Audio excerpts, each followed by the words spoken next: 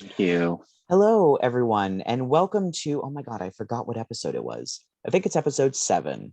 We're going to go with episode go with 7. Watch it be wrong. Welcome to the whatever episode this is of Scion of the Dark House. We're off to an amazing start. Actually,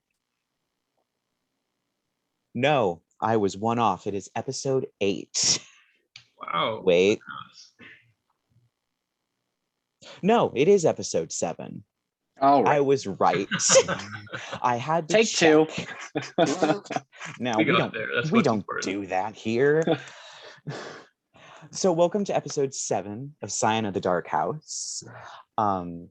Remember, this is a 5th edition Dungeons & Dragons real play gothic horror podcast. So there may be things that are scary, blood, gore, body horror, child endangerment, the undead, all kinds of things. So if there is something that hits a line, be sure that you take a break or skip if you have to. It's perfectly fine. Your support means a lot.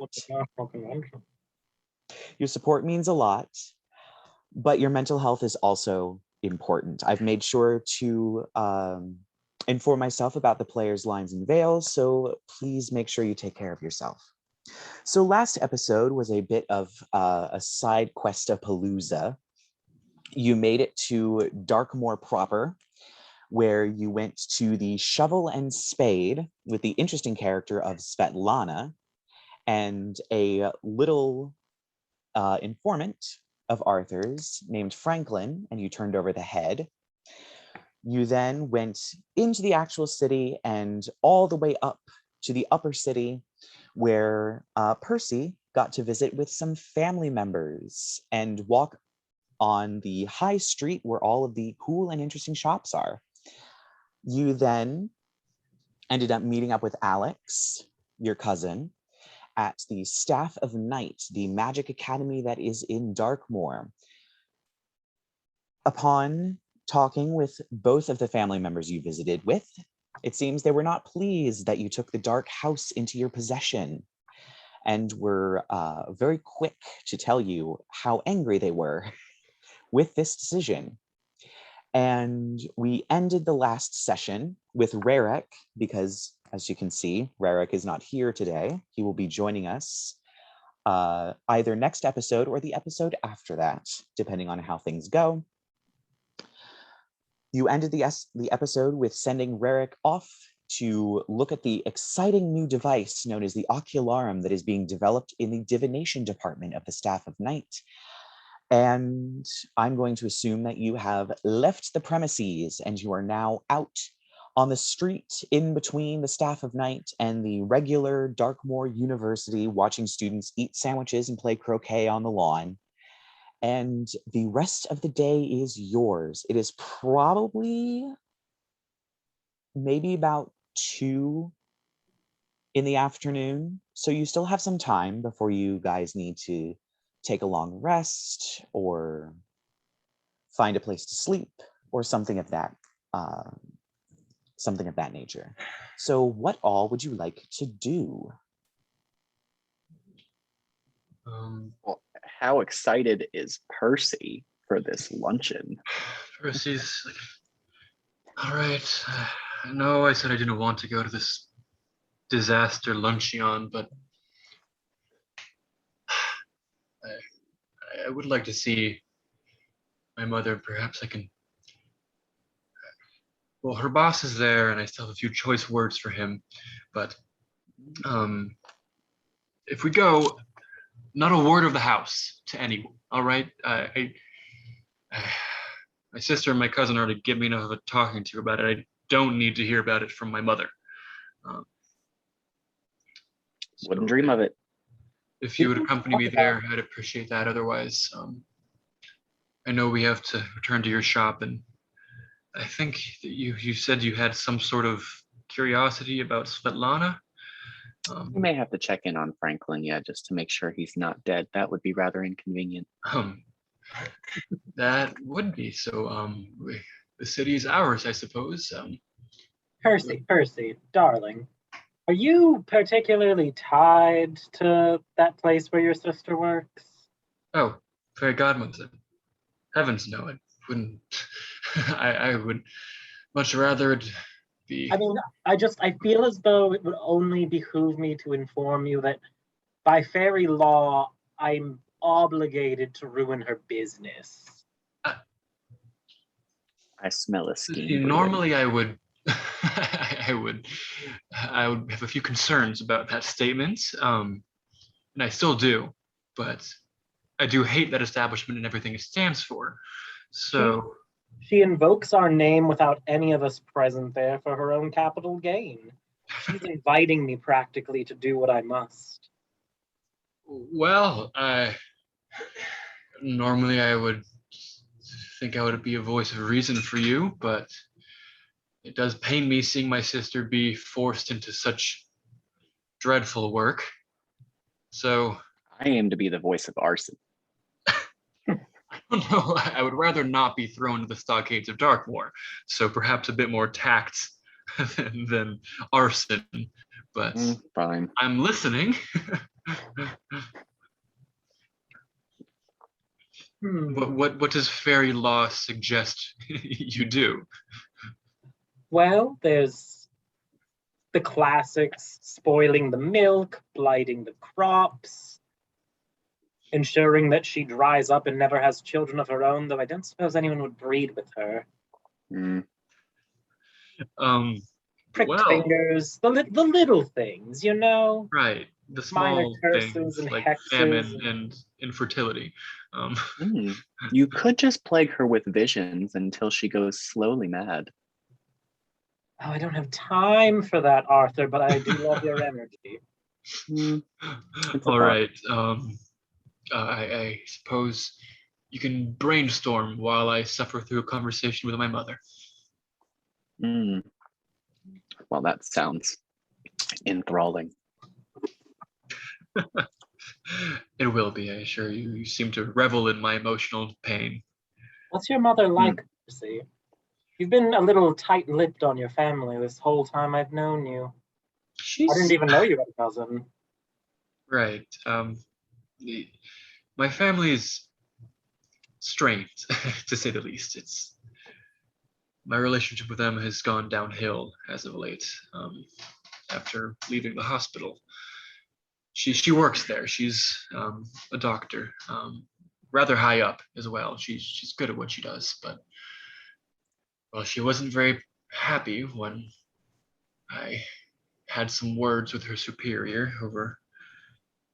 Well, if we ever walk into St. Hypatia's, I assume you would hopefully draw the same conclusions, not like Ed did, but it's just a horribly corrupt system that exploits so many people that deserve much better treatments. And I couldn't stand working there any longer. And upon voicing my concerns, I was cast out of the hospital and disowned by my mother in the process. So we're a little strained at the moment. She and I have always sort of struggled to see eye to eye. But it does feel somewhat wrong of me to go into that house without seeing her again. So I would like to speak to that devil of a hospital owner. So a luncheon seems the only way to counter them both, I suppose. Do we have to be on our good behavior at the luncheon? You do. Yes, Lark, you do have to be under good behavior. Which brings up an interesting question. What's their policy on cats? Well, I can't say that I care. Touche. It's good enough for me. The luncheon is also, as you would know, outside. It's probably at the university, since it has a lot of nice sort of open ground, maybe a courtyard to play in. Gotcha. So they're probably not going to be as strict on animals, but you never know. Okay. I can live with that. Yep. So unless anyone has any other preoccupations, I think we can head over there. Sure. I'm more than happy to help. And just if you see a horrid-looking elf man who looks very important and thinks Murder him in the face. Well, maybe just Lark, you're good at mischief. Maybe just ruin his day a little bit. I regret to inform you, darling, that elves are slightly descended from my people, so some of my charms may not work on him, but others might. Mine Well, will. I just really want to see you look less self-righteous and awful and hateful and evil. So whatever you can do. So the luncheon. There's always If you arson. get to that, maybe. Although it Circle is at back the later. university, so you do Alright. end up crossing the street to the university, and heading around into the gardens, where there does seem to be a few signs kind of pointing the way to a medical staff luncheon of sorts. The gardens are not as impressive as you would think they'd be. It seems that a lot of the city's money might have gone more towards the staff of night than the regular Darkmoor University. Yeah. It doesn't match the majesty. The buildings seem to be low and dark, and it seems like the students are not there to learn. They're more there because they're rich and somebody needed to put them in a little playpen so they don't cause trouble. My favorite flavor.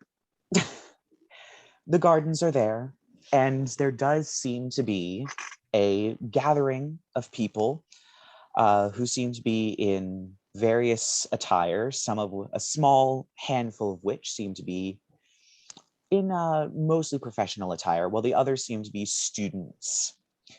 It seems the actual lunch part of the luncheon has wound down and the food has been removed, with maybe a punch bowl and some snacks here and there, little things, just in case somebody gets peckish. It's not a very impressive affair. It's basically a really cheap croquet set, and it looks like the medical students are playing croquet for the entertainment of a small group of people. Percy, you would definitely recognize your mother, who I'm assuming looks very much like your sister, but older. Yeah. She's wearing her uniform. You do see a very self-important, tall elf man. He's wearing a lot of white and a lot of gold, and he actually has a medallion around his neck that seems to appear like the rays of the sun. Just looking at all of the people here. You see a particularly portly human man with a handlebar mustache. A woman with graying, frizzled hair tied up into a bun. A man who almost looks like a rat, with a very sort of hooked nose, glasses perched on the end of it, a little bit of a hunch, with his hands kind of like this in front of him. A very surprisingly youthful looking young woman with two buns that sit very low off the back of her head, and a very, very plain looking woman who happens to be wearing a very broad sort of sun hat, all of whom are sitting in a sort of semicircle facing the croquet game that's being played by the medical students. And they seem to be talking with one another in kind of hushed tones as you approach. Do I recognize any of these other figures? So yes, the tall one is, of course, Sebastian, who I forgot the last name you gave him. Is Argenta. Argenta. So yeah, you definitely know Sebastian Argenta. The others seem to be professors at the university. I'm not sure you would know their names. Yeah. But you would definitely recognize them as being professors of the university. Their dress is different. It's more classroom than doctor in a sense. But they're definitely medical staff at the university. Sure. So yeah, you definitely see Percy kind of like steel himself for a moment. He starts walking forward and walks right in front of him, and goes like, professors, mother, Sebastian. And they all kind of nod, and Sebastian, of course, kind of goes, "Oh, well, I see you're back from Gravesend quite soon." Yes, I managed to clear out a very significant undead threat, and several others on my way. I felt the call of Saint Hypatia to tell me to return to the city. Interesting. Well, now that you've barged in on our little luncheon, please have a seat. Thank you. And you, mother, how are you? And I take a seat at this little table and take some food and take a little bit too much, Oh, and then I kind of gesture for my friends. And these are my compatriots, Lark and Arthur. Formidable. Everyone kind of nods. And your mother goes, "Well, it's nice to see. Looks like you're eating well. So I've been taking care of myself quite well. So what brings you back here exactly?" Just knowing where I am needed most. I felt that I could do more good here. And she kind of nods, and she sips her cup of punch that is there, and all the professors are kind of looking around. They might recognize you, they might not. Yeah. And father, I hear he purchased a new throw rug. Yes, he did. A tiger skin rug from Indra. It was quite expensive. I told him not to buy it, and then showed up at our front door, as always. I'm sure. I remember. A lively event, forcing all of your little underlings to make fools of themselves for you. And all the professors kind of look around, and Sebastian at that point just, well, this event is probably winding down to a close very soon. This is the last game. I see. And how fares the hospital? Well, we're doing quite well, especially sure. In your absence. Right, yes. Turning away those who truly need it, a very noble response. See, And when he I just was kind out of in goes quiet. Gravesend, I encountered some real horrors. Children, young ladies and men, scorned by diseases and injured by the undead. And I was there, and I was able to help them.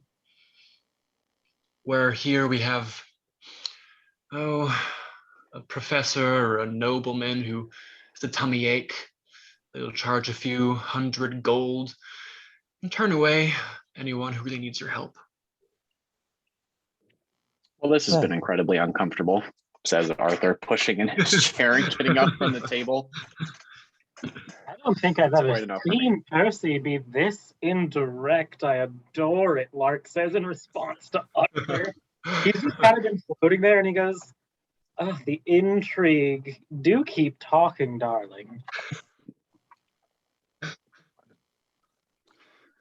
Well, I'm sure the hospital's been quite well without the one voice of reason it ever saw.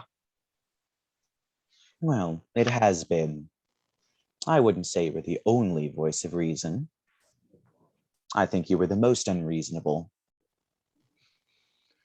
Above game. This Sebastian's pockets. Do they appear to be in need of lightening? I'm gonna make a roll.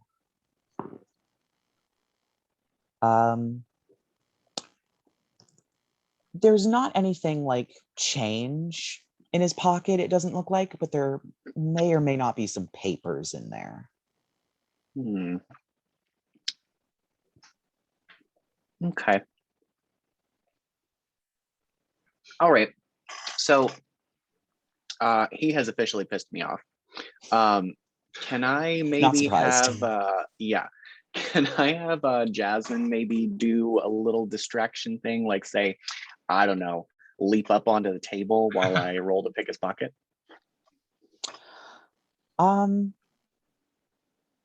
Sure, yeah. So at this point, I guess Jasmine gets that cue from you and she jumps up on the table and she rolls herself over with her paws up in the air and kind of starts squirming on the table, like rubbing her back. And some of the professors just kind of go, "Ooh, ooh," and kind of like back up like they're surprised. One of them ends up going, "How adorable," and reaching over and like scritching it. It's the woman with the buns that are very low on her head, and she's like scritching Jasmine's tummy as she like squirms. And the professor and Sebastian stands up in surprise and just kind of stares in shock for a moment. Make me a sleight of hand roll. Oh, don't worry. Nat She's 20. quite sweet. Nat Unless 20. she determines that you're prey. They'll stare right at Sebastian. You definitely get some papers out of his pocket. Cool. Well, whoever's cat this is, please control it. This is a professional setting. And I think she's the quite in grounds of control the of herself. university.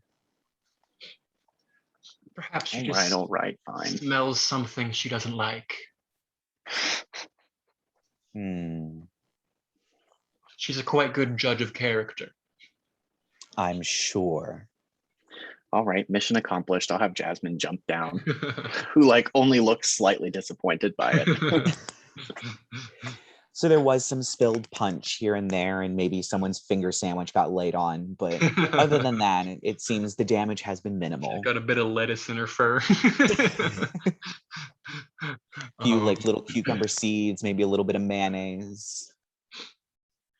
And I'll come to, well, I'll be here in the city, doing what I know you will not, spreading the good word of Saint Hypatia, healing those who truly need it. Let me know if you ever need a good physician with a good conscience in your hospital. Aside from you, Mother, of course. Well, I have a long list of those I would call before you. I'm wounded. Now, gentlemen, I think our welcome is most likely outworn. Cheers, pig fuckers. And at that, some of the professors like look around, and you do see the one who's wearing the broad hat and the one that's wearing the buns. They kind of like they kind of giggle, but they try and hide it. And I'll stand up and say, professors, Mother, do give Father my good tidings. She kind of very curtly nods. Yeah. And goes back to drinking her punch. And I'll head away. Same. I'm gonna follow the two of them. And on my way, I'm gonna like very briefly just turn and look towards like Percy's mom and then the dude that he was getting in a fight with, and I'm just gonna be just make little mental notes about what they look like. Most certainly. That's not ominous at all. To be honest, that went better than I thought it would. No, I think it went fantastically. Percy, Jasmine didn't I make gotta say, I didn't think you had it in you.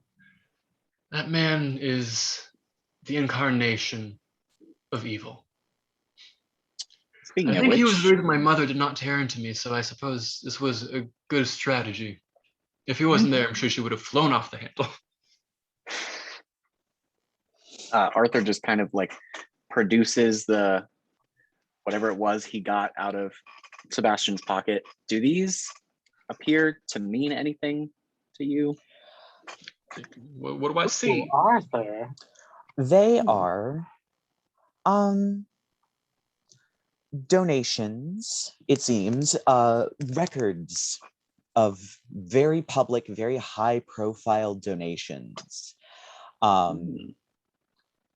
But the donations, like the reason for donating that's on this form, some of them are suspicious, like lawn care and window cleaning. And they're kind of grants for that. They're very vague and very weird to you. Because normally when people donate, they just donate to the hospital so that the hospital has money to do something. These seem to have very specific uses put on them that normal donations don't have on them. Can I do an insight check on that, like with specific regard to my criminal background? Sure. Okay. 19. It's definitely some. Ooh, there went a familiar. I mean, it's Jasmine? definitely a technique that some businesses do so that when their books get investigated, they see these very innocuous things and there's not any blowback onto the people that might be donating, because it seems that these are very high profile rich people who like most people in the city would know to some degree. Several thousand gold for like a window cleaning. Yes. Right. It's really weird, but a lot of time, but unless you knew that that really wasn't for window cleaning, it wouldn't seem suspicious that you'd get money and then budget it into window keeping. And, because, hospitals have windows and windows get dirty. So having them cleaned makes sense. They would get a donation for that. But it's just weird that there is a reason. It's almost more like a grant than a donation. And it definitely seems like a deflection tactic. There is a reason that they put these specific weird tasks on there. Okay. Well, at any rate, I hope it's ruined his day. Basically, that money is definitely not going where it says it's going. Of course, how could I think even how could I even think he wouldn't be capable of this? I should have expected it, to be honest. Dirty money, of course. Yeah, and you would probably notice too, Percy, because there was definitely some grants in there for yard work. The hospital front goes right up to the sidewalk. There is barely any yard to take care of. There's like a few shrubs. Yeah, there's a few shrubs. There's a few flower boxes. There might be like an unkempt like little courtyard that the nurses go back and like smoke in or whatever. But there's not like any kind of grand thing that requires yard care. It's definitely incredibly suspicious. Oh, my loathing for this man increases every day. I don't know what we can do this right now, but I would be lying if I said it wasn't a dream of mine to see this hospital fall to ruin. So maybe one Burnt day. to the ground. I'm sorry. Maybe we'll get there one day. Thank you, Arthur. This is, I mean, not surprising in the least, but good to know. And thank you, both of you, I guess, for the. So, to my understanding, Percy, your hospital's dedicated to your saint and your uncaring god, correct?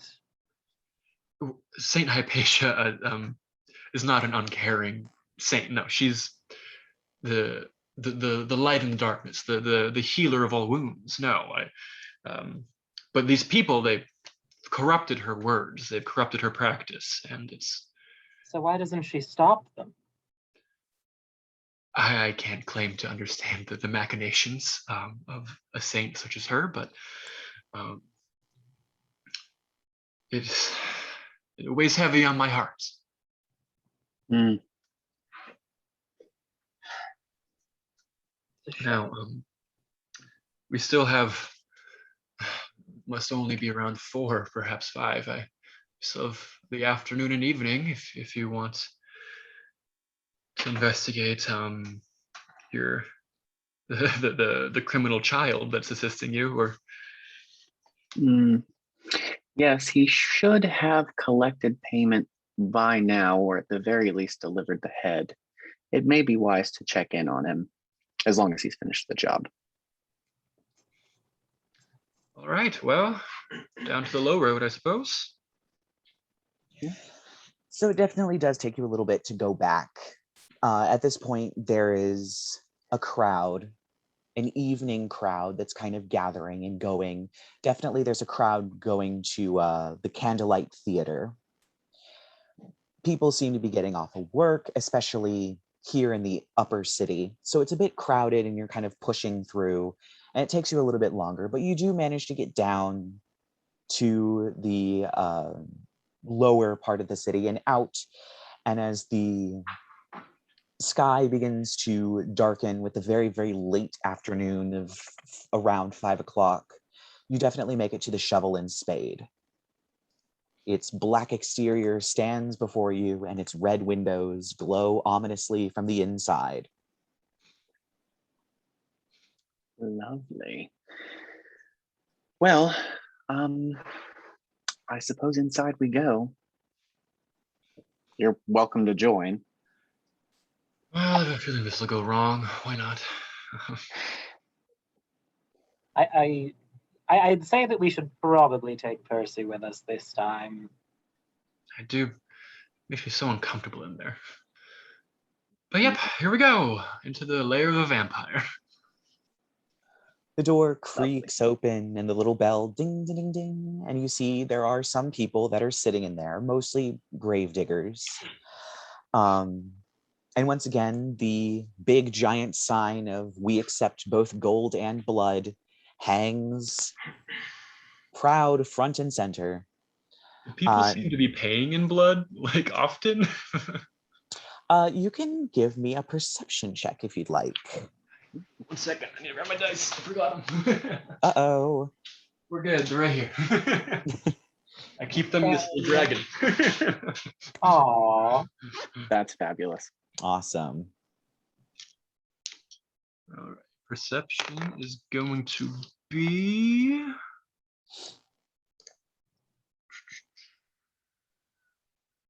That is a 13.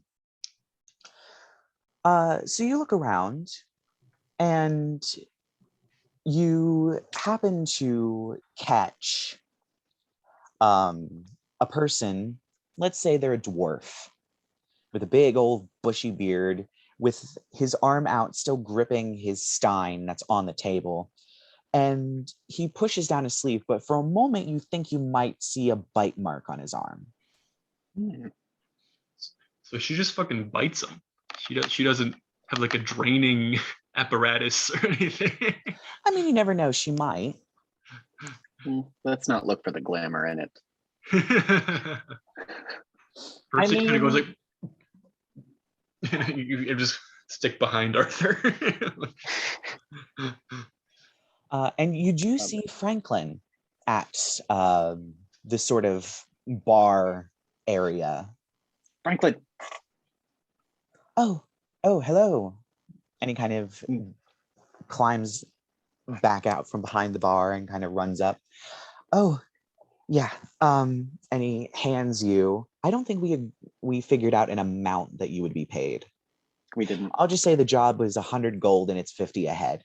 So he gives you a bag that has 50 gold in it. Lovely.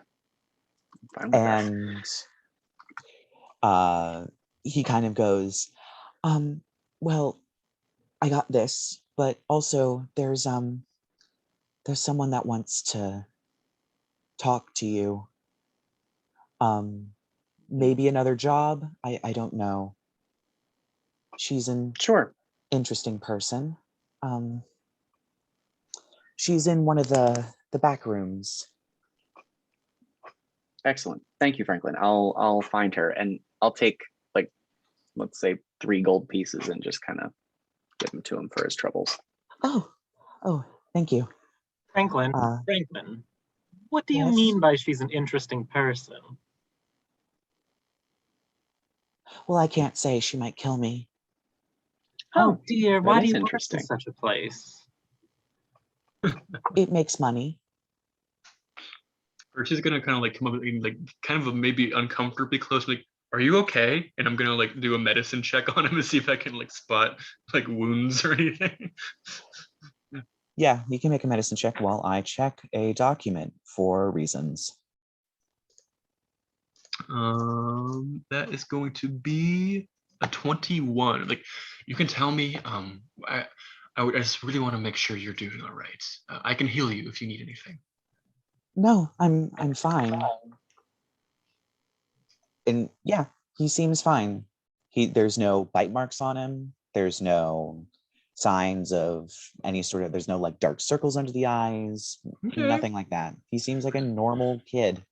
All right. Just if you ever need it, just ask around. Yeah. You kind of like. And he kind of nods. Lark's just gonna. He's gonna be like, a gift from me to you for good luck. Oh dear. He kind of looks at it and he. Oh, okay. Thank Left you. it somewhere safe, close to you. It'll bring good luck. Okay. Thank you. And he puts it in his pocket. And then some guy in the corner kind of grunts a little bit and he goes, oh, just a moment. And he goes and he starts filling up another stein with beer and runs over to give it to him. You know, Lark, I'll be very unhappy if you kill one of my contacts. Arthur, I wouldn't kill anyone like that. Uh-huh. And there's the qualifier. The child's done nothing to me, but I felt bad for him, so I gave him a little token. Mm-hmm. And I'm sure that will be explained in time. Shall we go meet your contact or stay here? I'm not sure if it was more threatening out here or in there. Percy, yes, are you doing all right? You don't look particularly. There's just a lot. They're drinking blood. It's making me a little much sick. more sallow than you usually are. You do look a bit pale. You almost match some of the less than living patrons of this place. I just. All the patrons are living. Okay, so some of the patrons whose blood has already apparently been drained, you're starting to look like them. Right. Let's just make this fast then, so I can not spend a long time in here. I'm as impartial to the stink of undead as you are, but there's work to be done. So, and he'll just start. I'll send Jasmine ahead and maybe have her like sent out the room. Can I do a perception check? Yes. Okay. 18. She fires back that the scent is definitely a familiar person. She isn't a contact of yours, but you might have met her on one of your jobs very briefly, but you definitely know of her existence. Fair enough. She's definitely an interesting character. Okay. So Jasmine says it's as safe as well as it can be. So, and I'll just kind of head towards the door. Honestly, I'd rather take the company of bloodsuckers here who are honest about it than those people at that luncheon we were at. Well, I can't say I disagree, but let's meet this safe as can be person. Just kind of like opens the door quietly. So yeah, it's kind of just like a normal back room. It has a table and some chairs, and sitting at the table is a woman that you recognize. Her name is Dove. That's it. She seems to have no other name. To all outward appearances, she does look like a nun. White, entirely white clothes, a sort of white habit. And to you, Percy, she would look like she is a devotee of Saint Adeline, the saint of familial love. She's dressed entirely in white. Her hair is white, but she keeps it kind of pulled back into this habit that she's wearing. You, however, Arthur, no, she's not a nun. She's dressed like one because she has a very interesting sort of role. She is a semi-independent contractor for the church. It's kind of in-house. It's kind of not. They're known as the Vespers. So she dresses up like a nun. She acts like a nun. She definitely can infiltrate various places. You would definitely know that that's kind of what they do. They're part of the church enough that they can be called upon for very important top secret jobs, like assassinating certain hits that the church puts out on various clergy, but just enough not part of the church that they can throw them under the bus when they need to. Okay. She definitely has enough training to act like a nun, but she's not. Okay. Would I know, would I know this Dove person, like specifically by reputation? Yes. Okay. She is definitely, at least within the assassin circles that you run in, she's known to have done several high-profile hits. She also has these magical bracers that summon kind of semi-ethereal mithril daggers that she then throws out. And it's kind of like, basically she does drive-by. She flies in with white cape billowing, chucking knives, and then vanishes in the night. So that kind of earned her the name of Dove because she's albino and she wears all white and she throws very shiny white kind of daggers. So yeah, you definitely know her by reputation, and you've possibly met her once, maybe twice, just for like information swapping or informing, because she's an assassin, and the assassins don't have like a guild, so they're not like all in contact with one another, so it's kind of an awkward game of telephone. But there's definitely circles, and she runs in a few of them, so you've probably definitely heard of her. You two, not a clue. This woman looks like a nun. Yeah. Percy So probably notably relaxes as he's like, a fellow clergyman, yes. Yeah, and I mean, Percy, you might have heard about the Vespers, but they're kind of legends, boogeymen. Kind of, in a way, the church kind of talks about them in a way that people talk about the Illuminati. It's kind of a joke. Yeah. But they're real. They are 100% real, unlike the Illuminati. but they are 100. The Vespers are 100% real. Gotcha. But you probably don't think they are. Yeah. So Arthur just like, puts up a hand motioning for Lark and Percy to remain on guard, and addresses the woman, judging by kind of gestures at her attire. You must be the dove. Yes, I would be. Hmm. And she kind of makes a sign in a similar way to like people making the cross at someone, but it's definitely a sign for Saint Adeline that you would be aware of. There's no need for any of that play acting here, I can assure you. So what business brings you here? This. And she pulls out a sheet of paper and she places it down and pushes it towards the middle of the table. It is a piece of paper that's been torn out of a book. Very fancy writing, black with a few gold accents on all of the letters, big illuminated letter. It's definitely some kind of scripture of some kind.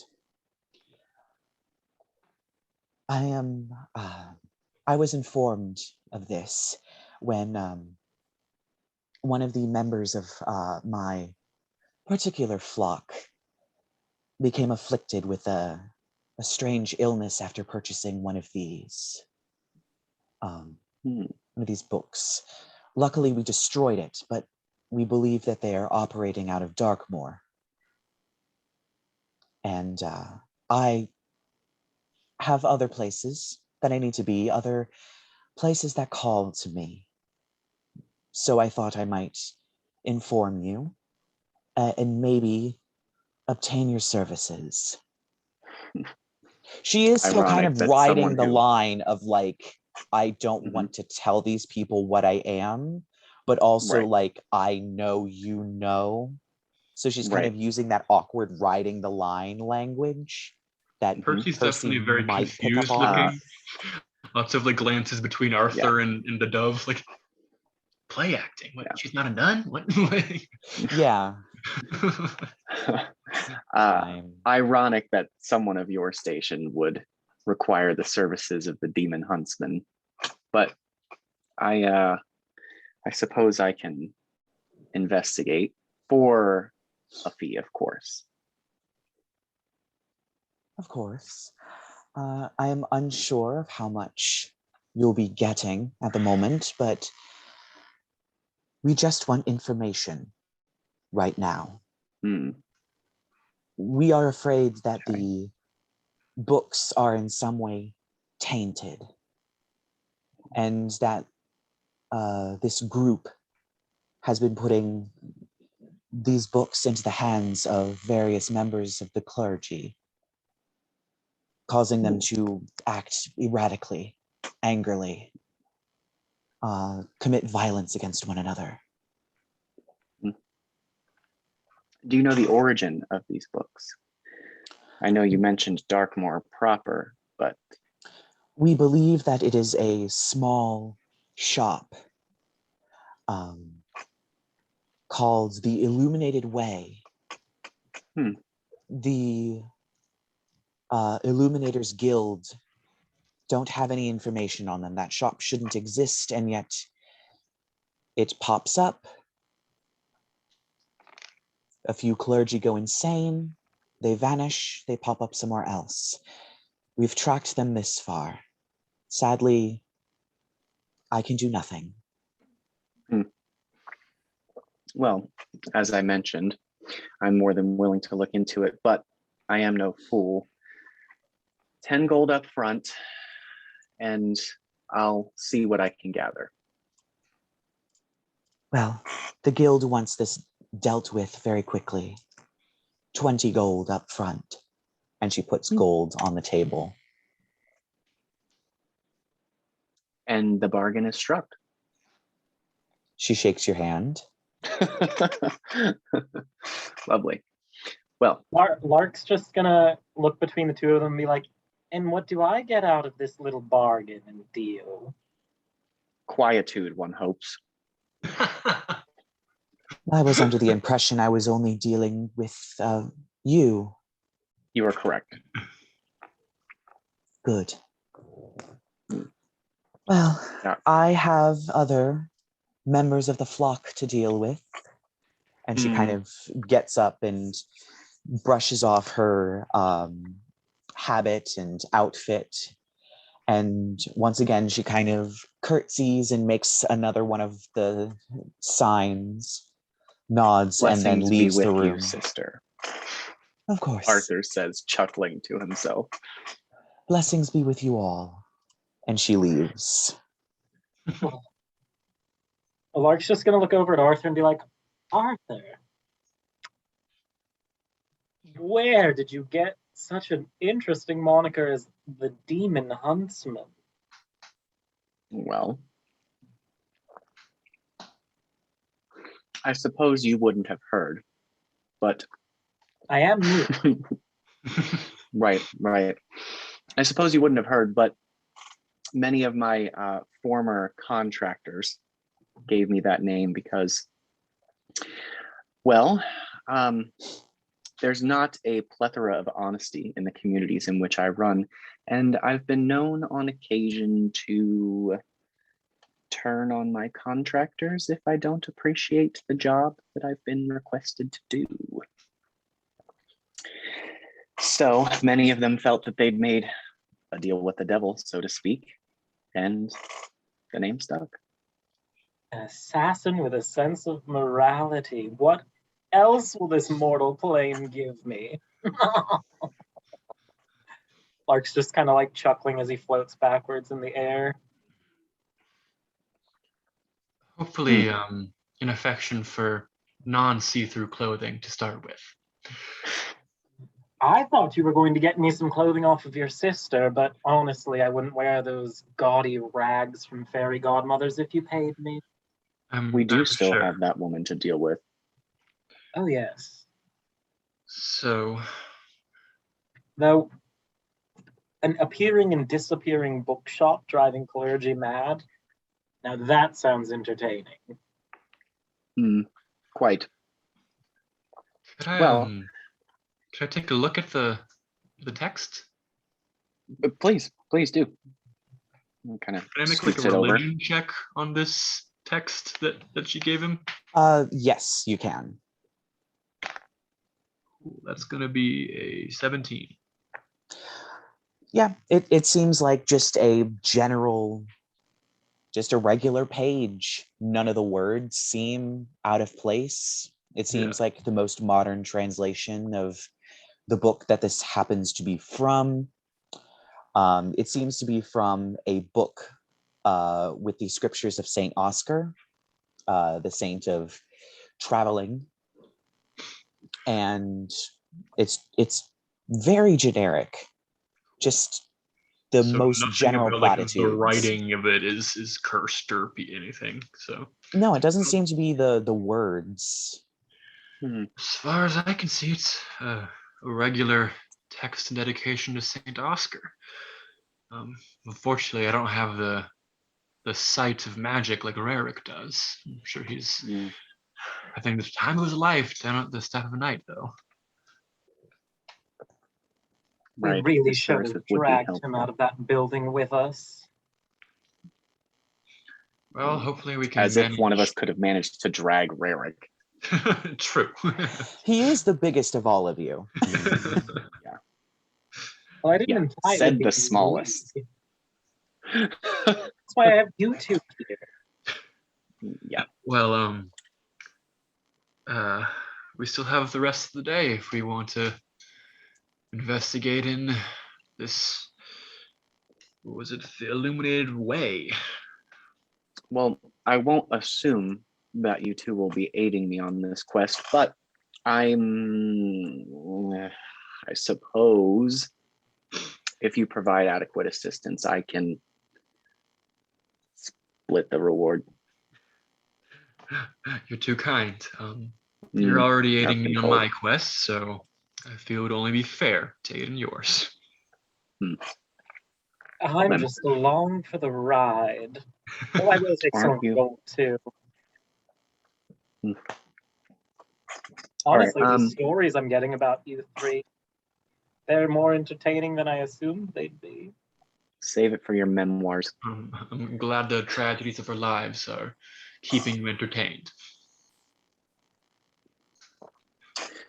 Can I see if Jazz can get a scent off of the page, like to maybe try to,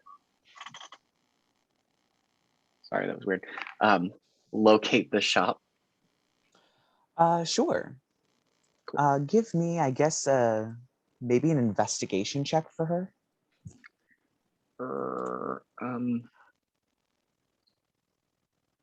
I don't know. I don't remember where we landed on this. Like, does she even have that skill? I don't think so. I think you could have given it to her. I didn't. Yeah. So can we do keen smell situation? Yes. Yes. Okay, we'll do that then. So you'd get Let me advantage. Okay. Well, it's a good thing too, because that one was crap. So, okay, 19. Okay. It seems that this book has been far away from the bookshop for long enough time that the scent is no longer on it. However, she does relay to you that the ink doesn't smell right. The ink smells kind of a bit like sulfur and other things that make her hackles kind of go up. The ink does not smell like ink, and it does not smell good. Well, I'm not thrilled by that. So to Percy and Lark, I was trying to see if perhaps we could use this page to track the disappearing bookshop, but it appears that it no longer smells of its origin point. However, the ink does reek quite sulfurous. That cannot be a good sign. Yes. So begins our hunt for a disappearing shop. I'd have to imagine it's somewhere in the lower city. How exactly does one go about searching for something that's invisible? Once again, I feel that having a divination wizard would be quite useful. But given that we are missing one of our members, perhaps one of the seedy individuals in this seedy bar would know where to find a seedy manuscript store. There's also, so from what that scary nun lady told us, the people who have gone there have been all devotees to her church, right? The Church of St. Adelaide, I believe. Well, you look And where like are you going with this? I'm just saying, what if the only people who have been there are devotees to one of these saints, and we just happen to have a devotee to a saint with us, I don't it's like where this is easier going. to catch a fox when you bait it with a chicken, isn't it? A nice, plump, fat chicken. Okay, wow. You can step a few steps back now. All right, the message is delivered. Not sure I'm thrilled with the analogy, but I do catch your meaning. Second time today, someone has told me I've been eating well. Oh, Percy, I didn't mean you were physically fat. Spiritually, you're fat. Thank you. What? Okay. So we're using me to lure a shop. I somewhat follow the logic, but I don't really understand how to do that. How exactly would that work, Lark?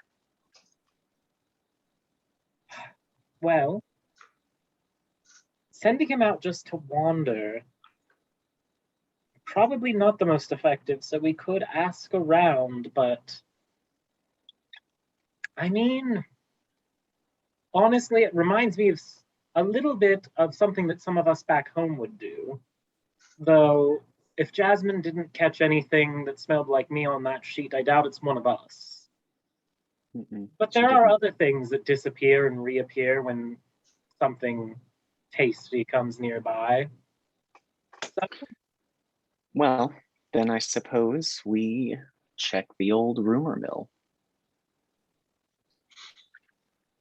All right, out to the bar it is. Maybe you guys should talk, though. Yeah, I think that's wise. oh, yes. I also hope we run into that fabulous vampire woman, because I really must. I need to ask her how she's managed to root herself so firmly in such a religious place. It's quite impressive. I do give her applause. So Arthur will just kind of like just start heading out. He's just gonna head out to the bar. Yeah, so the bar is just as lively as it was before, not very. There's definitely still patrons sitting around. They seem to be loner types, definitely probably grave diggers, guilds. Their clothes are definitely covered in mud and dirt. They probably one or two of them actually has like a full-size shovel leaned up against the wall next to their seat. A surprising amount of them seem to be dwarves. There's a few humans. You don't see any elves or half-elves. But there's definitely dwarves and humans here. Which Okay, one of these people do you think is the most likely to know something? Well, if you need to know something in a bar, ask the barkeep. Fair enough. So I'll just kind of like, you walk over to the bar, have a seat, motion the barkeep person, whomever's there, over. Right now, it is Franklin that's there. Oh, lovely. Lovely to see him again. First, Franklin, a mug of ale for myself and my friends. Of course. And he's quick and he starts pouring. Arthur, I he's think setting that's them. the first time you've actually called us your friends before. Yeah, don't get used to it. The cold cockles of my non-existent heart. And there he is. There he is. Can you lift that all by yourself? He says, just kind of scooting it over. Oh, that's what mage hand. I knew you were gonna do it. Ethereal hand lifts the mug. The mug is definitely under 5 pounds, so it. Oh my god, that's fabulous. So nervously Franklin grasps his mug. Percy, don't. You might need another one of those in a moment. We've seen that movie. Thank you. I'd really rather not have to spend half of my night awake making sure you don't drown in your own vomit. Yeah, fine. Just find the fucking store. Okay. So, as you can tell, this one here is very excited about a rumor we had heard about something about an invisible bookstore, disappearing bookstore. Does that sound familiar at all? No, it doesn't. Well, Would you know anyone who could? Well, have you heard any rumors about? I don't know. People going insane spontaneously lately. oh my. No, not spontaneously. There's plenty of insane people in Darkmoor, but it's not spontaneous. That's for sure. Troubling indeed. Well, thank you for your time, Franklin, and the ale. What do we, he says, just kind of gesturing out a handful of coins, not sure. Oh, well, the ale is 5 copper, or you can pay in blood. we'll give you the copper. Thank you. Okay. And he takes the copper and he puts it in like I guess a rudimentary medieval cash register and kind of puts it in there. And Lovely. The only person who would know around here is probably Svetlana. She knows a lot of things. It's creepy how much she knows. Where is Svetlana? Oh, she's just upstairs. I can go get her. She's probably just doing bookkeeping. Sure, she is. I'm gonna look That over would at be Arthur lovely. and be like, should we talk to Svetlana?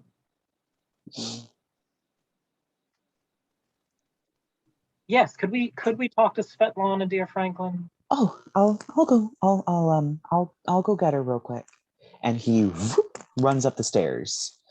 And then maybe about a minute later, he comes back down, and also coming down, of course, in her swooshing dress with all of the frills in her high collar comes Svetlana.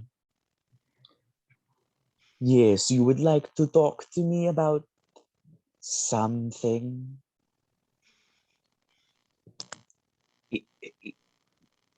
We're curious, you see. My friend had heard about a place where one might find religious texts, a bookshop that's rather difficult to find. I don't think I've ever heard of a difficult to find bookshop. One whose ink smells like sulfur. That is bizarre. The Illuminators Guild is very strict about what ink and what paper and what leather and all of that stuff you use, and everything is meticulously written down. I've never heard of a place like this.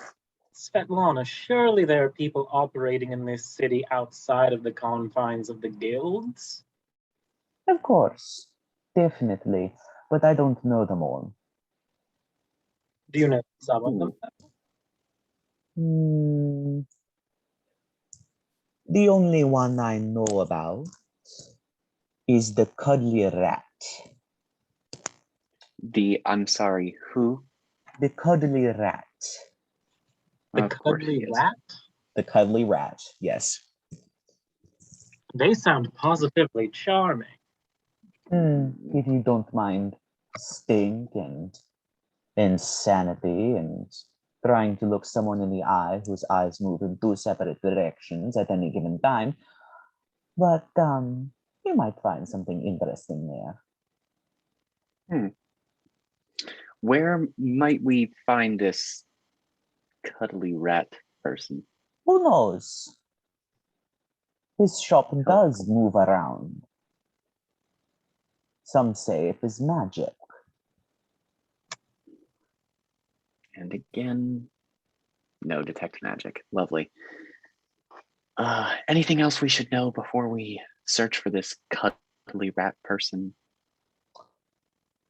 If there are any new shops, they're probably up in the upper city. There are always new shops up there.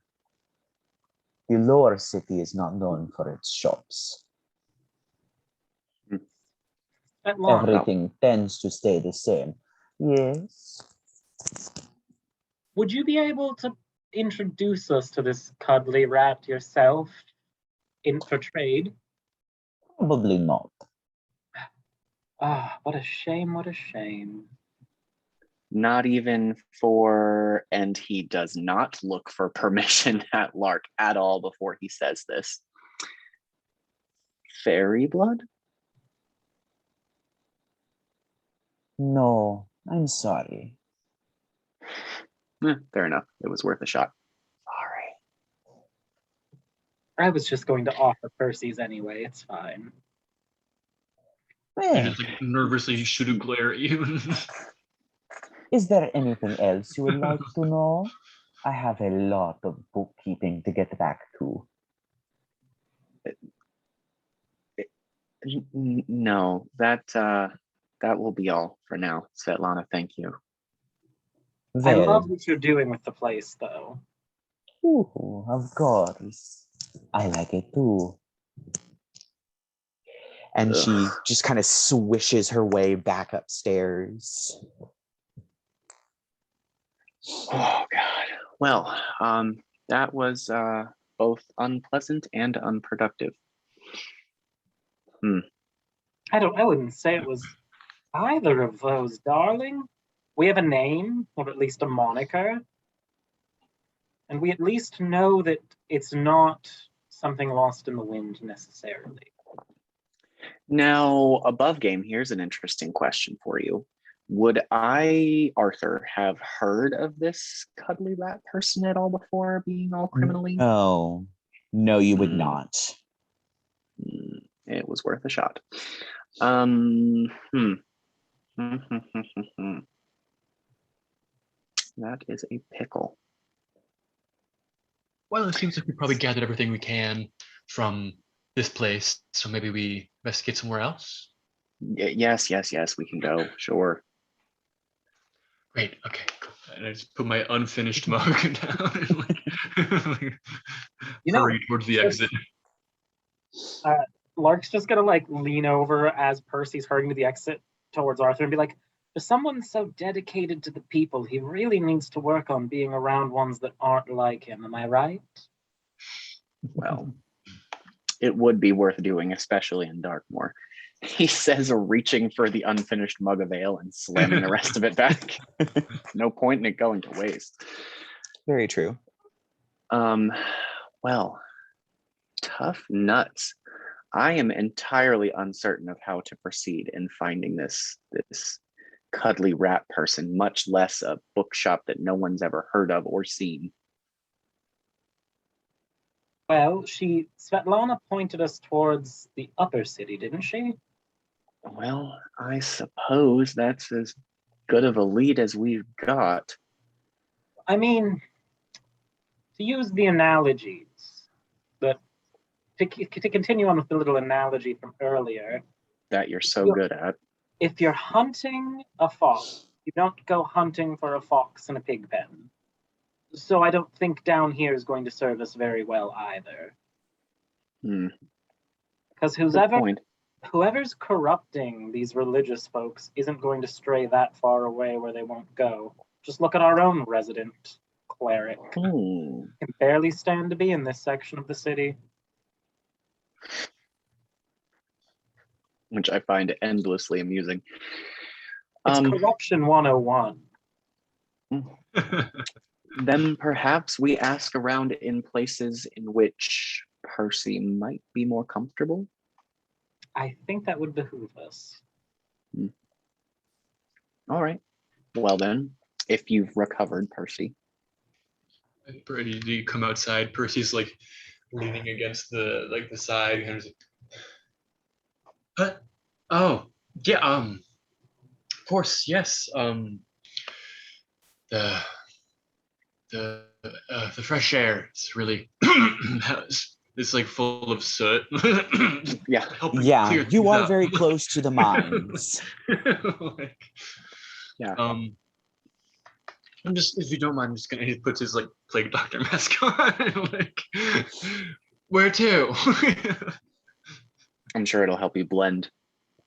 I suppose maybe we ask around in the upper city. Maybe find another tavern inn, see if anybody knows of any interesting shops that have popped up. Percy, would you know, are there any places that the clergy go to unwind? Well, we could go to the cathedral ward. It's as good a place as any to find a clergy member.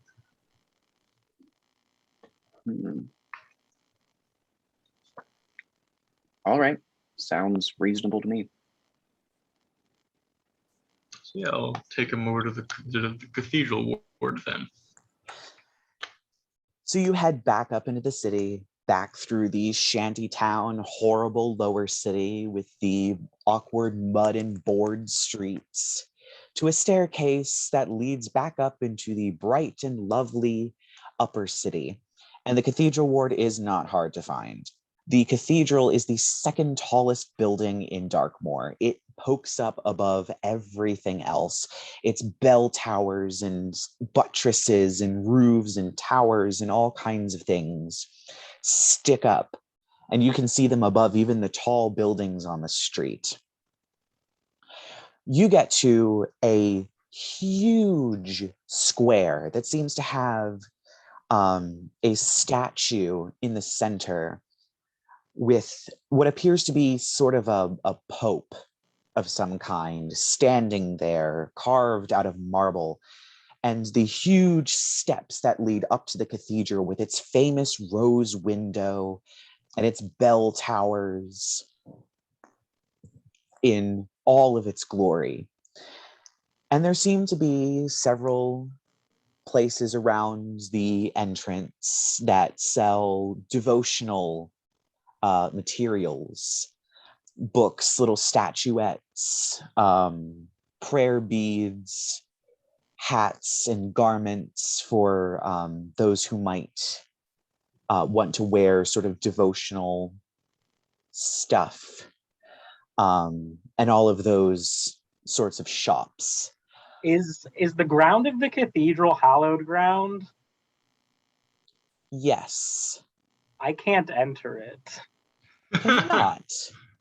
If you read the Hallow spell, it wards things against Fae. It's it's not like a Hallow spell. It's probably just holy ground. Being as how most of these people are. Interesting. I mean, just pointing out there, like, some things that if that ever does come up, I'm not a humanoid. So, like... Very true. I was wondering what your typing was. You know, my creature type is Fae. So things that affect humanoids don't touch me, but things that affect Fae do. So, like, if technically, if the ground is hallowed, but I guess this is all above game. In game, like, if it's not under the effects of a hallowed spell, Lark would probably be like, this place has a weaker, or so something along those lines, or he could just be like, oh, my skin's crawling. Yeah, I don't think it would be under the Hallow spell specifically. That would be more of like certain graveyards or the cathedral. I don't think the cathedral itself, technically, it's just holy ground. Okay. They wouldn't, because the Hallow spell is time consuming. So it's probably not worth it to try and hallow the entire cathedral grounds, because next to, like, the Darkmoor Cathedral, Percy, you would know, you were there for clerical training. It's huge. It is not just the cathedral, it is the monasteries and the nunneries and all of the other buildings on this sort of huge complex. Yeah. In order to hallow all of that, it would be so time-taking. So there's literally no point. Oh, and besides, everyone there's a cleric. I'm just reading it, and it's just, I was just, you're right. It only can do 60 feet at a time, but once you cast it, it's there until someone dispels it. Yes, it is. It's there forever. But if anything's hallowed in the area, EBG. You might find that there's like some shrines that are around, dotted around, might be under the hallowed effect, but generally the ground is just holy ground to some degree. So you'd be able to fly over it or touch it or whatever, but it might be uncomfortable. Okay. Yeah, so this area is probably very uncomfortable for you. Yeah. Lark's skin is just crawling as he's flying in all this gaudy verbosity of immortal religion. Oh, yes. And this is definitely grandiose. There's definitely like shops that are displaying like holy symbols on prayer beads, and the prayer beads have gold on them. And like the holy symbols are like that thick with gold work and woodwork and all of this other stuff. And the little devotional materials are incredibly illuminated. Very fine work, and they look expensive. Yeah. And you are currently in the what is referred to as the Cathedral Square. Gotcha. Well, Percy, any place or anyone you might think to ask around for like a new shop that would have popped up? Or is there anything here you don't recognize? We've never been to Darkmoor. I guess is there just like, do I see a shop here that's like, ooh, that's the illuminated way? Roll me a perception check. I did really good. That's a 26. Yeah, you're looking along, and you know there's shops that pop up and bust here all the time. It's a lot of people. They have a lot of skills, but they're kind of in that sort of, I want to make money quick sort of phase. So they make all of these fine devotional materials that people eat up, and then they retire, or they quit, or they move, or something happens. So there are a few of these shops that looked like they had shops in them very, very recently, but now don't. Okay. So you don't recognize any of these shops until you get to one on the corner. There are several streets that come in to the square, and on the corner of one of them is a shop called the Illuminated Way, just sitting right there. Is that it? Right. It was, well, that was easy. Maybe you should have Jasmine. Lark's like looking a little clammy, and he's just like, have Jasmine sniff it and get me out of here. All right. So yeah, well, one, what's this like shop situation look like? Like, is it something where maybe I could send Jasmine like around the back, like where she wouldn't be observed, just kind of standing there in front of the main entrance, just sniffing all weird? I would say not in any sort of like there and back. It's a corner shop. So it's flanked on both of its sides by other buildings. You'd probably have to go out, around, down the street, find an alleyway, and then run all the way down the alleyway to the middle. If there isn't even an alleyway, there might not be. Yeah, not worth it. I say we just go in. Is a store. We can do that. All right, fair. Well, then let's away. So go on in. Yes. So I was checking the document for a name. You do go into this shop, push the door open, little bell rings. It seems like there is a storefront where there are books of all kinds dedicated to various saints with very fine looking sort of icons on the front showing what saint they're devoted to. It's definitely all books.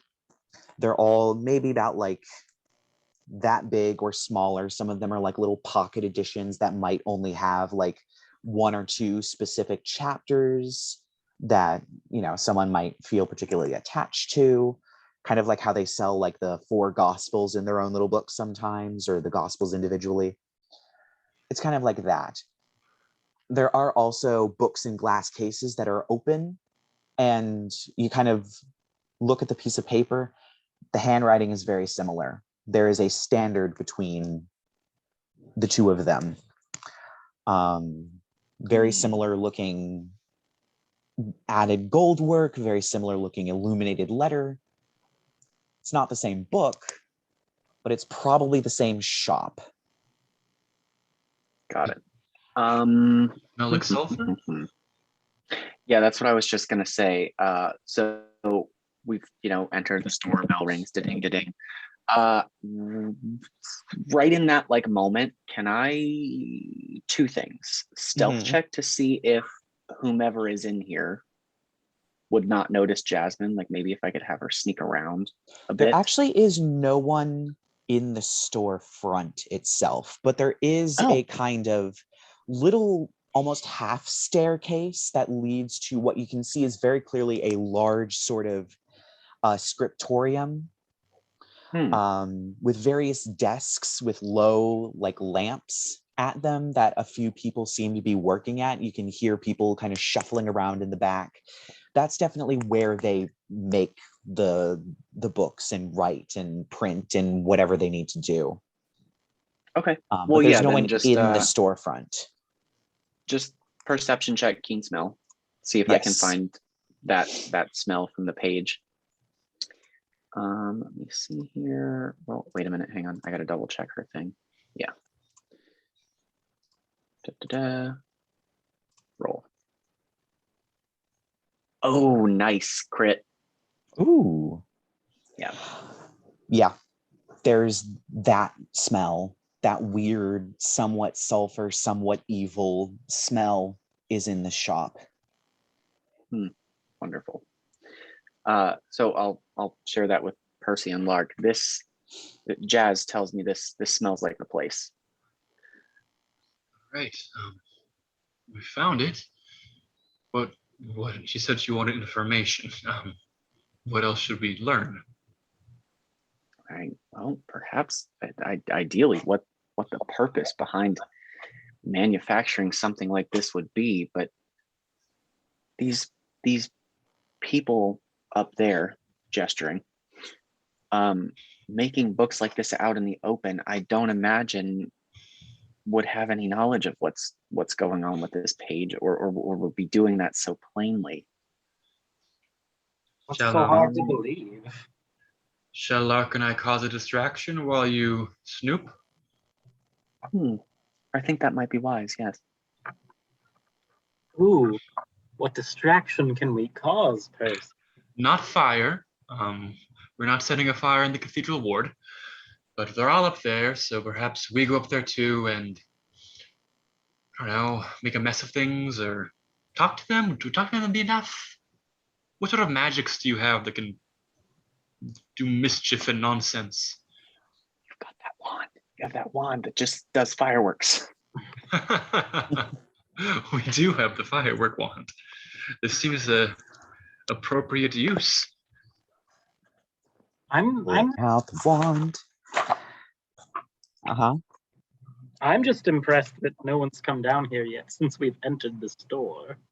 Did it like make a ding dong? There's a customer noise. Yes, there was a little bell, but there doesn't seem to be anybody that is immediately rushing to deal with you. Nobody cares. Cool. So, Well, Arthur, you want to go upstairs, right? I think that's where the magic is happening. All right. So we need to get them all downstairs, correct? I think that would be wise, yeah.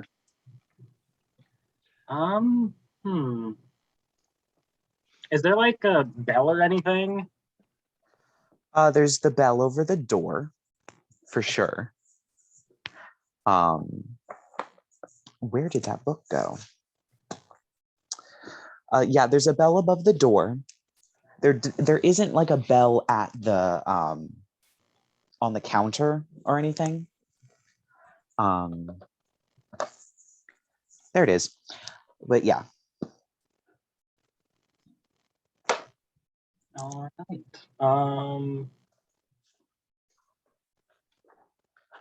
Don't you know, Lark's just gonna look over at Percy and be like, you could just use thaumaturgy to call for help for someone to come down here, right? I mean, yes, but it sounds like there's probably a good number of them up there, and probably only one will come down. Let's start a fire. Or we could use our harmless firework wand that can do no damage to things inside the cathedral ward, which I have a great deal of love for. Okay, fine. Is there a way that we could set the wand off and have it continuously go off? And just I don't think so. I think that one has charges, doesn't it? Yes, it has charges. It has 7 charges, and it's a limit of 60 feet. um, Can you mage hand it up there, have it explode, and we'll be down here hiding, and then hopefully they all leave, and then Arthur goes up? Is that a plan? Is that a good enough plan? At this point, No, but the- there is somebody that does come down because they hear people talking. Lovely. It seems to be a bald man wearing very fancy robes that comes down.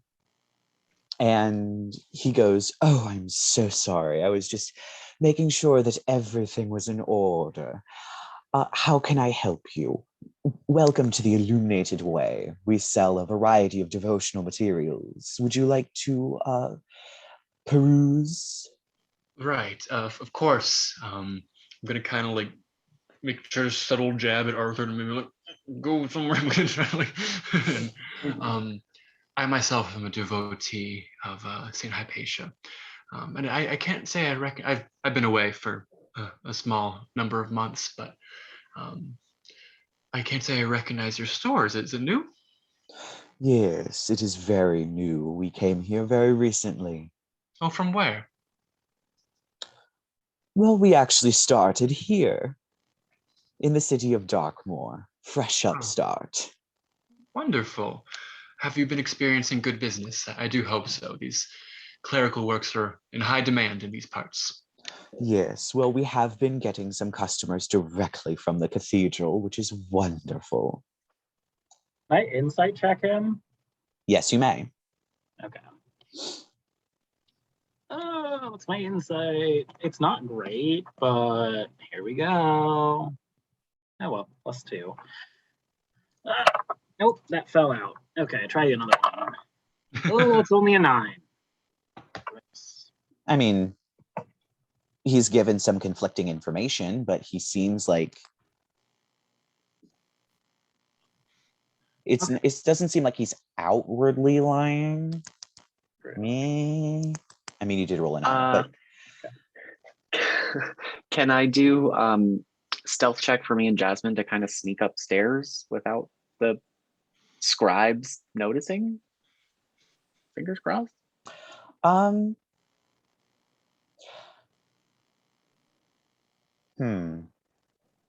The room is kind of the room is kind of set up where, yes, all of their backs are to the stairs, but it's a wide open. They hear one thing, they turn around, there's probably not a good place for you to hide. Fair. All right. Maybe see if she can give me a better idea of the source of the sulfur stink. Smell wise. Sure. You can give me a perception check. Okay. Boop a doop doop. I'm just critting all over today. Yeah. Yeah, it's definitely the ink. The ink smells funny, and there's large quantities of it upstairs that the scribes are definitely in the process of using. It's easy for she can smell it in its liquid form. It's more pungent in its liquid form, and there are definitely vast amounts of open containers of it upstairs. Okay. Interesting. You really, Lark's gonna start talking to this guy, talking to Percy. You really have to tell me how you've skyrocketed your business so rapidly to be all the way up here in Cathedral District already. What's your secret? Well, you just employ the best artists. Straight from the Illuminators Guild. Doesn't that get expensive, though? Yes, it is expensive, but I, of course, am an inheritor of generational wealth, which helps. Apologies. I don't believe my friends and I got your name. I didn't make a name for him.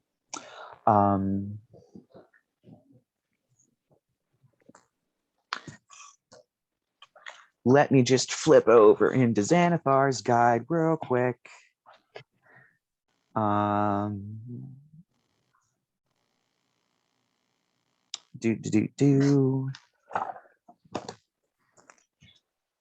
You can call me Mr. Herbert. Yummy. Can I try to pickpocket him? It's gonna be awkward you getting really close to him. So I'm gonna say that it's probably a risk. Okay. He'll probably notice.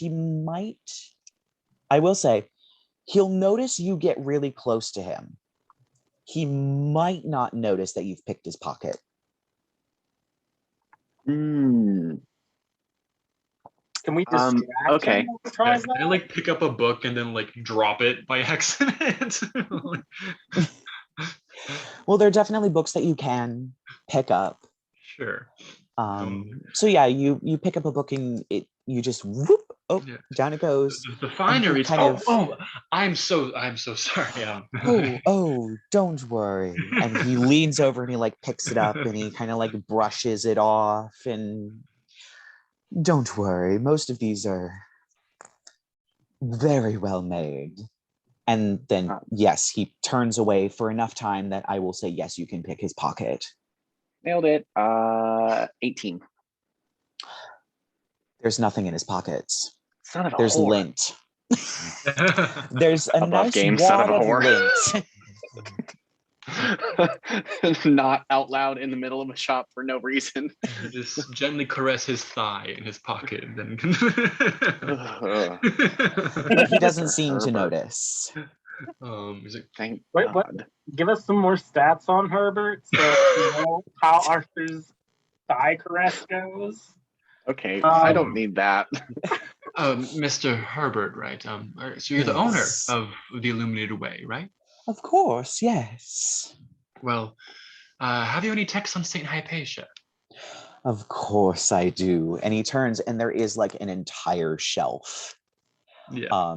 And he starts going through, if you let him, of course, he starts moving through of like, oh, these are, this is this text, this is that text, this is this part of that text. He seems knowledgeable about it. Yes, he does. He's at least knowledgeable about the product. If you don't know if you pressed him for specific details. Can I be like, oh, right, the scripture in there about Saint Hypatia coming to Darkmoor and healing the first plague victims really spoke to me. I'm trying to like say like a specific scripture quote and see if he will like finish it. I'm going to just real quick because I actually have a stat block. Ooh. I'll always remember the pattern. And she lay her hands on the weeping child, and with a single word. Yeah, he seems to be able to finish your various not all of them, but definitely some of them. He is not oblivious to what is in these texts. Cool. And about how much will these run me? Oh, well, we try and keep it affordable, especially since those in the clergy don't have much. They give up their worldly possessions, or most of them.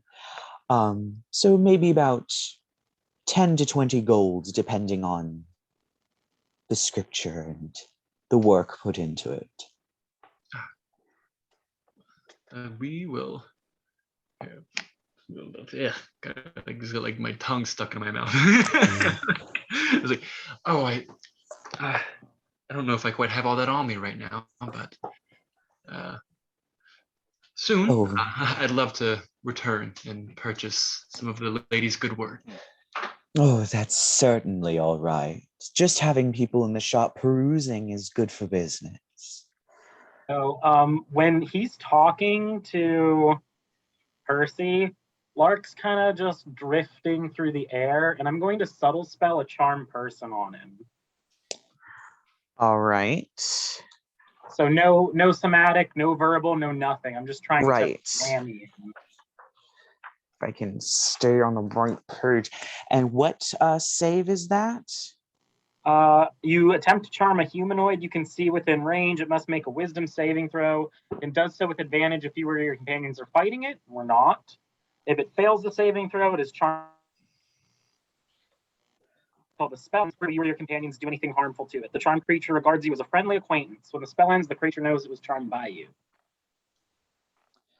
Okay, well, he got a 12. Oh, okay. I was pretty much just checking to see if he was even human.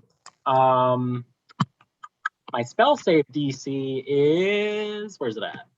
Oh, it's a 14. So if this guy is a human, he's charmed by me. Yep. He is charmed. Okay, lovely. Well, that's a fantastic turn of events. I had an idea. But it might be wiser. I'm gonna whisper to Lark. Do you think we should show him the page? Perhaps ask if he knows of the book that it came from, so we might be able to get a copy of it for our wink dear friend whose prized book was lost. Oh, I mean, Herbert and I are dear friends. Isn't that right, Herbert? Oh, yes. Well, I just met you today, but you seem like just the loveliest of persons. Now, Herbert, a friend of ours lost their manuscript and only left this. They only had this page back, and if you could get us a copy or a similar copy, or even, honestly, I'm just so impressed by the artistry. Could we take a peek at the workshop? I know it's trade secrets, but I promise I won't steal. Oh, well, of course I can give you a short tour.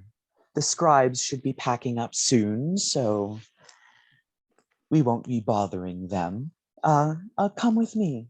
And he walks up the stairs, clearly indicating for you to follow. When his back's turned, I'm just going to look at the other two and just make a little, use minor illusion to be he's mine right now. Come on. In case they didn't catch the subtle spell. Right. Yeah, the tour will be most appreciated. So you do walk up, and there are kind of those angled desks with plenty of parchment and scribes tools and ink quills and ink pots. And each of the desks seems to have a lamp with one of those stained glass shades over the top, kind of like a Tiffany's lamp. And there are tons of books along the wall. And at the other end of the room seems to be a podium that has a desk on it, a raised platform with a small set of stairs that go up to it. That's clearly his desk.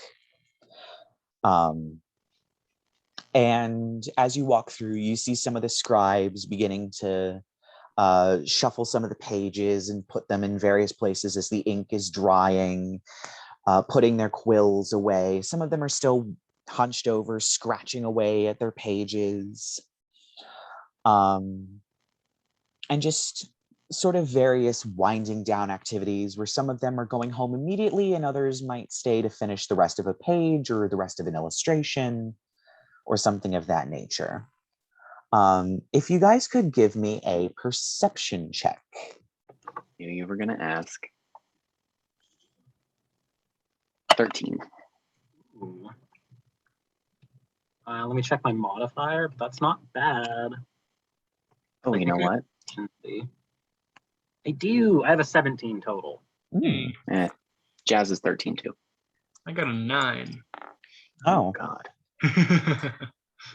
Well, Lark, and to some extent, Arthur, you notice that all the scribes are wearing gloves.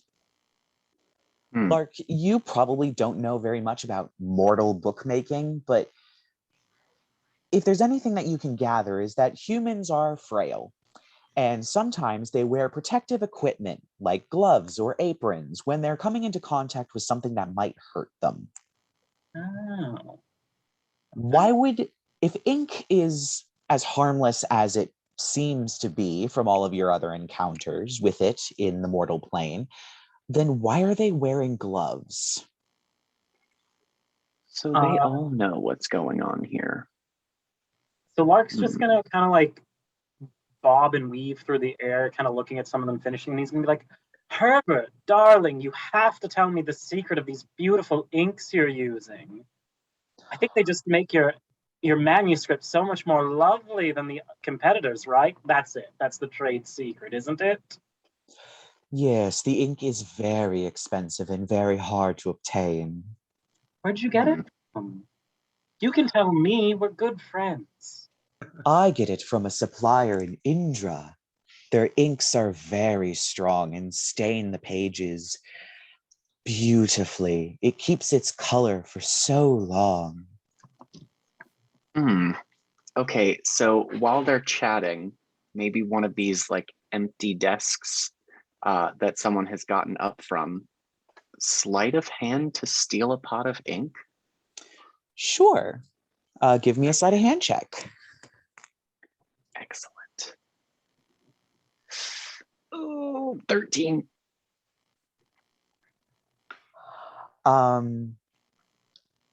You pick up the ink bottle, and actually I'm going to do a perception check.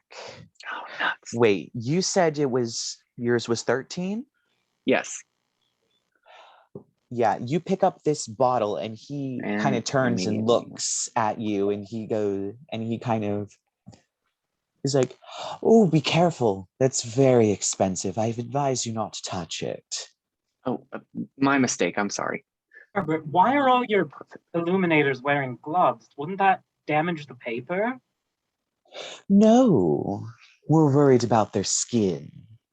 Why is that?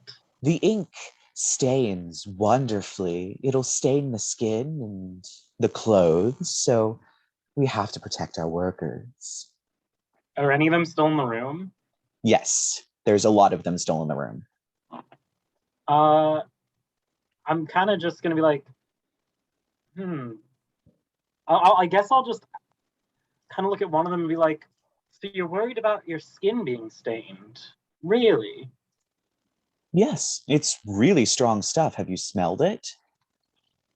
I'm gonna, I guess, take a whiff of it. Yeah, it has a strong smell. Can I insight check the guy?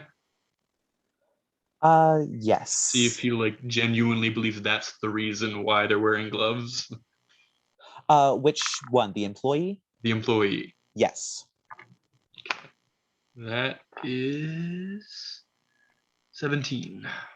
Yeah, he genuinely believes that that ink will stain his skin if it gets on it. Okay. I thought you were gonna insight Herbert to see, because I don't know, I did one earlier, but it's fine. Actually, let me read about Charm Person, because I don't think it doesn't make them not lie.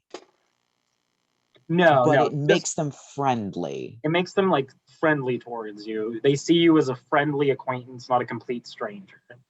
Right. Okay. That answers a few questions. Yeah.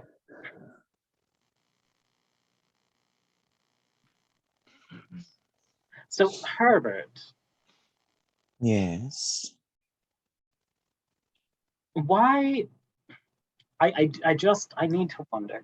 If you're trying to conserve price while increasing the value of your stock, why are you wasting so much money shipping ink in from Indra when you're trying to sell it to poor clergymen?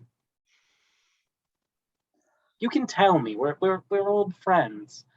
I'm just trying to persuade him into like giving away a little more than he has been. Yeah, I know what you're trying to do. I'm just checking spells. Okay.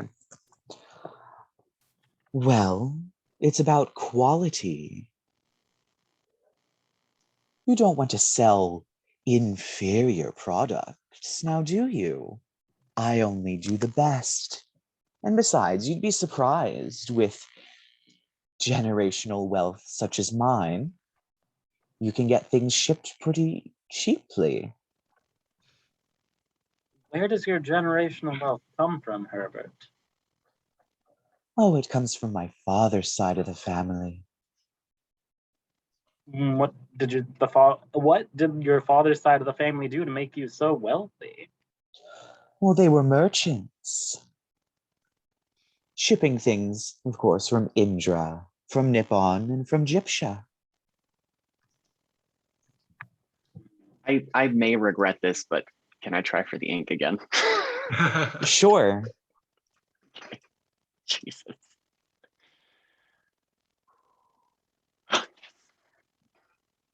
$23. Oh yeah, you walk by a desk and just one moment it's there, one moment it's gone. Nailed it. Okay. Lovely.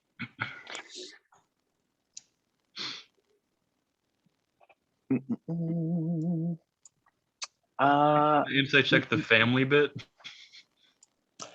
Sure. That's gonna be a 9. Yeah, he's telling the truth. Makes sense. He has family ties in the trade. Yeah. He probably racked up a few favors. What was your Makes sense. family name, though, Herbert? Well, it's Herbert, of course. Humans have surnames, don't they? Other things Yes. they're known by.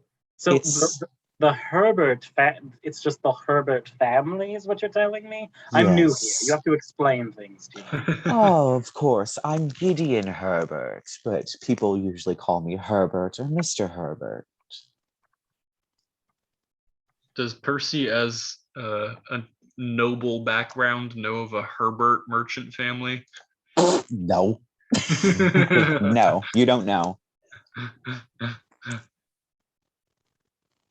Yeah, you definitely don't know. It's probably more because you don't deal with that stuff a lot. It's mainly your father. Your father might know, but there's a lot of really wealthy merchant families that ship things all over the place that your father might not know either. Yeah. Arthur's just gonna like gesture towards Lark to like indicate that he's gotten the ink and like wrap it up. So I was just gonna ask, are we just leaving now that you have ink? Are we killing this guy? Not in character. Like, what was the plan going in exactly? Just get more info. I think above game.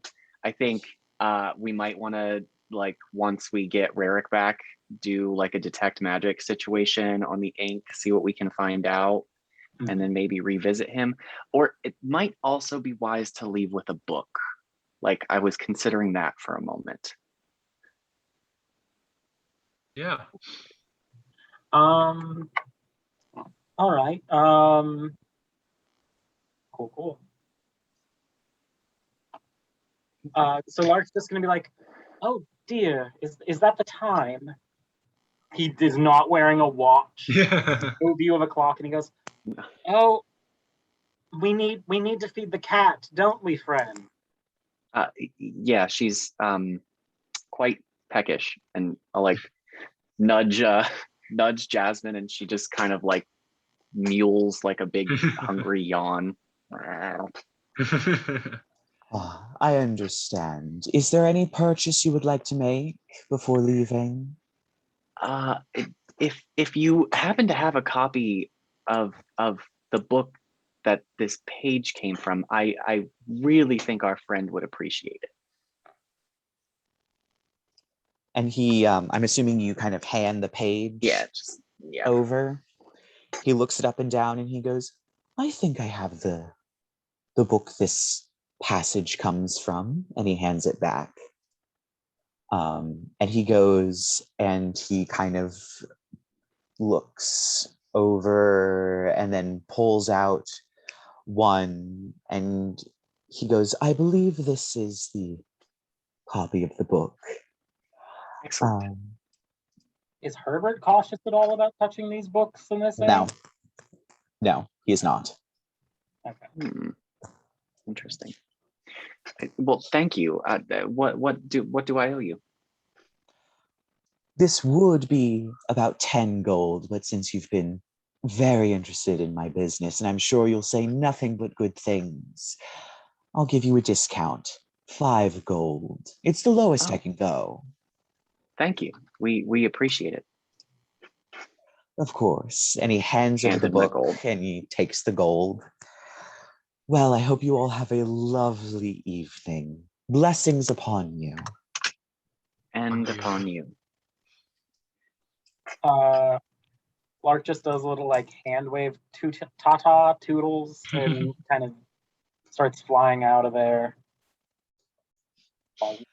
And you are back out in the cathedral square with a brand new book and lots of interesting information. Does this book have a title? Just for my inventory. We can call it Devotionals to Saint Oscar. Oh. Well, I can't say much for Herbert, but his employees at least are not aware of the cursed ink. Oh, I don't know if it's cursed, Percy. Well, then what would it be? It stinks. Hmm? Either way, it sure stinks. I think it would be wise to see if there's anything magical about it. Unfortunately, I am not skilled in that area. Well, we have information. How do we pass it off to the dove? I'm sure we can wrangle up a contact. We've made Franklin work quite a bit today, but I suppose he was the one she contacted in the first place, so perhaps we can leave a message with him. It is also getting late, I believe, so we may... I'm sure Svetlana has a room you could or occupy for the night. Much more lovely rooms, even in the middle city, or the high road has some lovely taverns. Or so picky. I'm sure that I was gonna say, I'm sure your family would be so enthusiastic. Okay, we're not going there. I mean, okay. It's fun when we joke about the vampire, but my mother's across the line. Vampires you'll tolerate, but your mother. Yeah, understandable. There's bound to be plenty of rooms available. Well, I'm open to suggestions. Here. There's the Downed Falcon, I believe. Yeah. Should be somewhat nearby. Sounds perfect. I understand the need to mention Jasmine's hunger, but I'm feeling quite peckish myself. Yes. They didn't really give us any food at that luncheon you took us to, Percy. Not a very good date. Yes, well, at least Jasmine got to roll in some. So, yeah. Shall we turn in for the night? I think, yeah. And on the morrow, we will perhaps check on this ink. Let Franklin and the dove know of our findings and hopefully pick up my new sword. Sounds good. So we'll lead them to the Downed Falcon. And as you go to the Downed Falcon, this would probably be a good time to end the episode and take a quick 5-minute bathroom and stretch break while we figure out the situation going forward, since I don't believe Rerek is going to be coming tonight. And you guys are going for a long rest. So we'll have to figure out what is waylaying him. But other than that, I will see all of you next week, and I will see you guys in 5 minutes.